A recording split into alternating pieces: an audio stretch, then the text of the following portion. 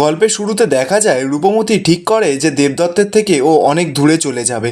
এবার রূপমতি যখন বিয়ের আসর থেকে ছুটে বেরিয়ে যাচ্ছিল ঠিক তখনই বন্যির গায়ের সঙ্গে রূপমতির ধাক্কা লেগে যায়। রূপমতি হঠাৎ করে দেখতে পায় ওটা বন্যি নয়, বন্যির রূপ নিয়ে যেন কোনো একটা রাক্ষস। রূপমতি তো সেটা দেখে পুরো চোখ বড় বড় হয়ে যায়। রূপমতি রাক্ষসটাকে ধরে বলছে, তুমি কে? হঠাৎই দেখা যায় আবার রাক্ষসটার রূপ বদলে বন্যি হয়ে যায়। বন্যি রূপমতিকে বলছে, আমি আবার কে? আমি বন্যি। রূপমতি তখন বন্যিকে বলছে যে তুমি তো কোনো সাধারণ কেউ নও, আমি এক্ষুনি ঘোমটার আড়ালে একটা ভয়ানক রাক্ষসীকে দেখেছি। সত্যি করে বলো তুমি কে? বন্যি তখনই অবাক হয়ে রূপমতিকে বলছে যে এসব তুমি কি বলছো রূপমতি? আজকে আমার বিয়ের দিনে তুমি এরকম কথা বলতে পারলে? আমি তোমাকে সখী মেনেছিলাম আর তুমি কিনা আমাকে রাক্ষসী বলছো? বন্যির মা, বাবা, দেবদত্ত সকলে তো কথাগুলো শুনে ছুটে আসে। বন্যির মা রূপমতিকে বলছে, এসবের কথার মানে কি রূপমতি? তুমি জানো তুমি কি বলছো? আমাদের মেয়েকে ভরা সবার মাঝে এভাবে কেউ বলতে পারে? বন্যির বাবা রূপমতিকে বলছে যে আমার বোধহয় মনে হয় তোমার শরীরটা ঠিক নেই, তাই তুমি এখান থেকে এখন বিদায় নিতে পারো। আমি তোমার কাছে অনুরোধ করছি, তুমি এই বিবাহের সুন্দর মুহূর্তটাকে নষ্ট করো না। সকলে তো রূপমতিকে ভুল বোঝে। অরু তখনই রূপমতির হাতটা ধরে সাইডে নিয়ে এসে বলছে, তোর মাথাটা কি গেছে? তুই চ আমার সঙ্গে বাড়িতে চ। রূপমতি এরপর সকলের কাছে হাত জোড় করে বলছে যে আমাকে পারলে আপনারা ক্ষমা করবেন, সত্যিই হয়তো আমার মাথাটা কাজ করছে না, কি দেখতে হয়তো কি দেখে ফেলেছি। এই বলেই অরু আর অভিরাজের সঙ্গে রূপমতি ওখান থেকে চলে যায়। রূপমতিরা চলে যেতেই দেবদত্ত মনে মনে বলছে যে আমি কি করে করব এই বিয়েটা? আমি তো রূপমতিকে ছাড়া কাউকে বিয়ে করতেই চাই না। রূপমতি যাওয়ার আগে পেছন ঘুরে বলে যাচ্ছে যে হয়তো এখানেই আমাদের শেষ দেখা কুমার, আমাদের দুজনের আর ভালোবাসার পথ চালা বোধহয় আর হলো না। তুমি ভালো থেকো, আমি চাই তোমার নাম যেন এই রাজ্য থেকে ছাড়িয়ে আরও দূর দূরান্ত অবধি সবাই জানুক। এরপর অনেকক্ষণ সময় কেটে যায়। দেবদত্ত আর বন্যির মালা বদলও শুরু হয়ে গেছে। এরপর বন্যি আর দেবদত্তের বিয়ে সম্পূর্ণ হয়ে যায়। সকলে তো দেবদত্ত আর বন্যির গায়ে ফুল ছুঁড়ছে। বন্যি মনে মনে বলছে, বেচারি রূপমতি নিজের ভালোবাসাকে ত্যাগ করে কি যে ভয়ানক বিপদে ফেলে গেলে তুমি নিজেও জানো না। যে কারণে আমার গনগনে রাজ্যে আসা, আজ রাতেই আমি দেবদত্তকে শেষ করে দেব। এরপর কিছুক্ষণ সময় কেটে যায়। দেবদত্ত তো নিজের ঘরে একটা পেছন ফিরে দাঁড়িয়ে আছে। বন্যি এরপর দেবদত্তের ঘরে আসে। দরজাটা বন্ধ করে দিয়ে মনে মনে বলছে, এ রাজ্যে এসেছিলাম শুধুমাত্র অগ্নিচিহ্নের উত্তরাধিকারী দেবদত্তকে খেতে, আর তাতেই আমি অমর হব। রাজা দেবদত্তের কাছে পৌঁছাবার একমাত্র পথ ছিল বন্যি। আসলে এখন যে বন্যিটা আছে সেটা হচ্ছে একটা রাক্ষস।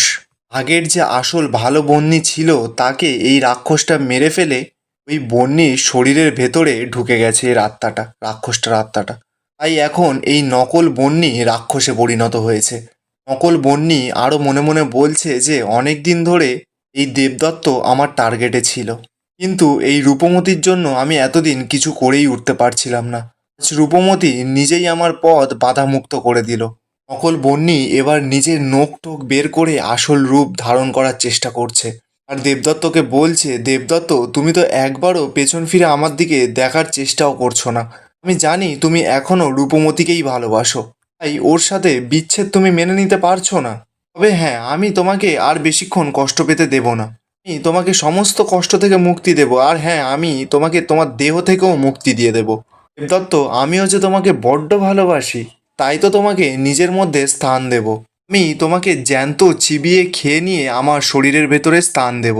এই বলেই তো বন্যি মানে নকল বন্যি জোরে জোরে হাসছে আর রাক্ষস রূপ ধারণ করে নিয়েছে। ঠিক তখনই দেখা যায় অভিরাজ বলে ওঠে যে রাক্ষসীরা যে এতটা বোকা হয় সেটা আমরা জানতাম না। আসলে এতক্ষণ দেবদত্তের মতন ড্রেস পরে অভিরাজ পেছন ঘুরে দাঁড়িয়েছিল। অভিরাজ এবার বন্যির মুখের সামনে তাকাতেই রাক্ষসী বন্যি তো অভিরাজকে দেখেই অবাক, বলছে দেবদত্ত কোথায়? অভিরাজ তখন বলছে, কেন আমাকে পছন্দ নয় তোমার? ও তোমার তো আবার অগ্নিচিহ্ন কুমারকে চাই জ্যান্ত চিবিয়ে খাবার জন্য, কিন্তু তোমার যে আর অমর হওয়া হলো না। রাক্ষসী বন্যি তখন বলছে, তবে রে আমার সঙ্গে চালাকি? বল তুই দেবদত্ত কোথায়? দেবদত্তকে আমার চাই, নাহলে আমি তোকে এক্ষুনি চিবিয়ে খাবো।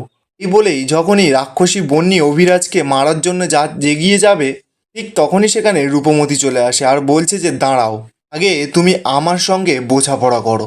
কি ভেবেছিলে কি তুমি আমাকে বোকা বানিয়ে এখান থেকে বিদায় করে ব্যাতকুমারকে শেষ করবে? অতটা সহজ নয়। ব্যাতকুমারের অবধি পৌঁছাতে গেলে এই রূপমতিকে আগে মারতে হবে। রাক্ষসীটা তো এবার রূপমতিকে দেখে খুব রেগে যায়, বলছে যে রূপমতি তুমি আবার কোথা থেকে এলে, তোমরা তো সবাই চলে গেছিলে। রূপমতি তখন ভাবছে আর কাহিনী ফ্ল্যাশব্যাকে দেখানো হচ্ছে। আসলে রূপমতিরা যখন দেবদত্তের বিয়ের আসর থেকে বেরিয়ে আসছিল তখনই রূপমতি অরুকে বলছে, এই অরু তোর মনে আছে তখন আমি ওই বন্নিকে মিষ্টিটা খাওয়াতে গেছিলাম, বন্নির হাত লেগে আমার হাতটা কেটে গেছিল।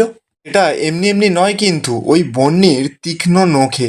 বন্নি সাধারণ খাবার খায় না, তাই আমি যখনই মিষ্টিটা ওর মুখে দিতে গেলাম তখন ও রেগে গেছিল, খাবারটাও ফেলে দিল। তারপর ও যখন ঘরে সাজছিল নূপুর পরবার সময় আমি ওর উল্টো পা দেখেছি।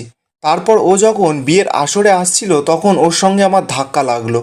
ধাক্কা লাগার পরে ওর ঘোমটার মুখ থেকে আমি যা ওর রূপটা দেখেছি সেই রূপটা কোনো সাধারণ মানুষের নয়। আসলে বন্নি কোনো সাধারণ মানুষ হতেই পারে না।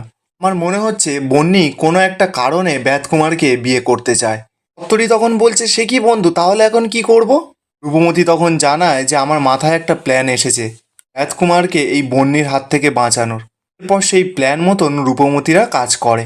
বিরাজ এই দেবদত্তকে কিডন্যাপ করে নেয় আর ওর পোশাক পরে বন্যির ঘরে ছদ্মবেশ নিয়ে দাঁড়িয়েছিল। কাহিনী এবার বর্তমানে দেখানো হয়। এখানে রাক্ষসীটা রূপমতিকে বলছে যে কি ভেবেছো তোমরা, আমার হাত থেকে তোমরা সবাই বেঁচে যাবে? কক্ষনো না, আগে আমি তোদের দুজনকে মারবো আর তারপর দেবদত্তকে। রূপমতি তখন বলছে, তুমি কিচ্ছু করতে পারবে না, তুমি যে একটা রাক্ষসী সেটা এ রাজ্যের সকলে জানবে। রাক্ষসীটা তখন বলছে, কেউ তোদের কথা বিশ্বাস করবে না, কারণ আমি ঘটনাটাকে এমনভাবে সাজাবো যে সবাই ভাববে তুই আমাকে মারতে এসেছিলিস দেবদত্তকে পাওয়ার লোভে, তাই আমি নিজেকে বাঁচাতে তোকে মেরে ফেলেছি। আমি তো আসল বন্নিকে কবেই মেরে ফেলেছি, এতদিনে ওর মা বাবাও জানে না। এবার আমি ওই দেবদত্তকে মেরে অমর হবই। বা রূপমতি আর রাক্ষসীটার মধ্যে লড়াই লেগে গেছে। আর এখানেই আজকের এপিসোডটা শেষ হয়ে যায়। আপনাদের কেমন লাগছে এপিসোডগুলো কমেন্টে অবশ্যই জানিয়ে যাবেন।